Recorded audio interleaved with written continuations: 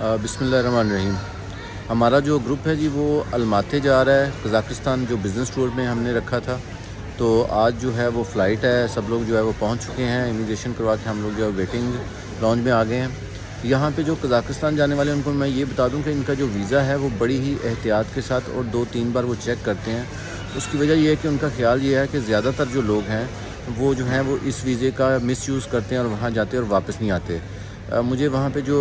Airport की जो authority थी जो मेरा वीज़ा चेक कर रही थी और दोस्तों के वीज़ा जो चेक कर रहे थे, उन्होंने मुझे बताया कि जनाब ख़ास तौर पर जो KPK से जो लोग आते हैं वो लाहौर एयरपोर्ट से जाने की कोशिश करते हैं, जबकि उनका जो एयरपोर्ट पे जो वीज़ा चेक होता है तो वीज़ा तो ठीक होता है, लेकिन वो जब हम चेक करते हैं तो वो एक्चुअल बिज़नेसमैन नहीं होते, बल्कि वो सिर्फ़ और सिर्फ अपने आप को बिज़नेसमैन शो करके तो वो जाते हैं इनविटेशन मंगवा के बिज़नेस का, लेकिन एक्चुअल बिज़नेसमैन नहीं होते। तो अगर आप एक्चुअल बिज़नेसमैन नहीं हैं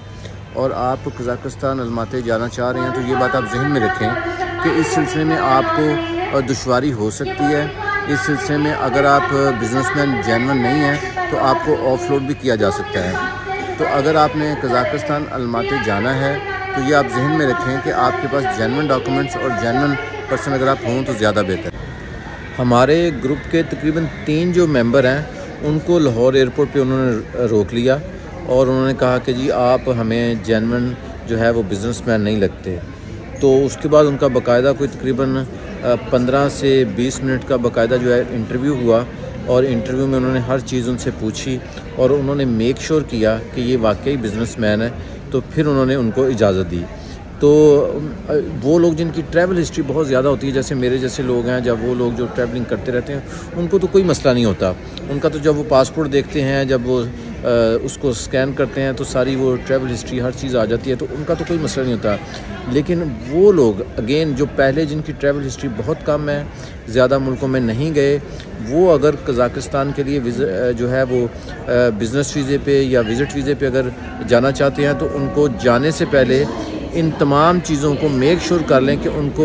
एयरपोर्ट के ऊपर किसी किस्म की कोई परेशानी ना हो, क्योंकि जब वहाँ पे उस वक्त परेशानी होती तो बंदा बहुत ज़्यादा जो है वो अपसेट हो जाता है कि पता नहीं मेरे साथ क्या होगा, मेरी टिकट भी ज़ाया हो जाएगी,